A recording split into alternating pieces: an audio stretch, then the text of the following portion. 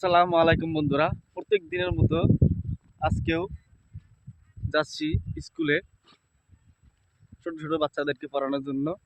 2-3 টাকার বেতনের, কিন্তু সেই 2-3 টাকার বেতনও মানে সঠিক মতো পাই আর কি প্রত্যেক মাসে। তারপরেও হাল ছাড়ছি না, কারণ একটাই লক্ষ্য, ছেলে মেয়েদেরকে পড়াশোনা করে তাদেরকে উচ্চশিক্ষা দান করার জন্য। এই দেখেন, এই সেই বট গাছ, এই বট গাছের নিচে নাকি অনেকগুলো ভূত থাকে। সেই বট গাছের তল দিয়ে আর কি যাবো। সুন্দর হাওয়া বইছে, এমন হাওয়া বসে মনে হচ্ছে যেন একদম শান্তির জায়গা এটা। সেই বটগাছের নিচে আমি এসে গেছি।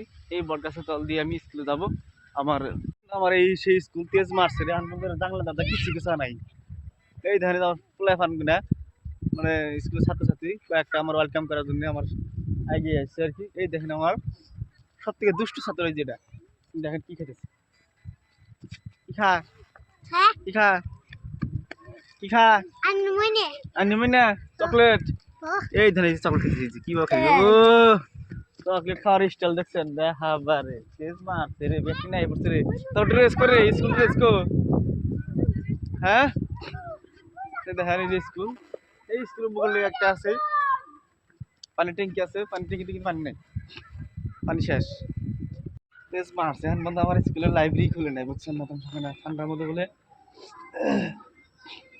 কে বলা হয় নাই নাকি নাকি সর্বনাশ। এই যে দেখেন দুইটা মাছটা কেবল ফুল করে আই বললো, হ্যাঁ কাম কাজ নাই তো বলানতে সবাই আই বসছে। এ বলা আনতে মারছে কটা প্লান আছে স্কুলে, সর্বনাশ শেষ। সো আজকের মতো বলো, এইখানে সবাই ভালো থাকবেন।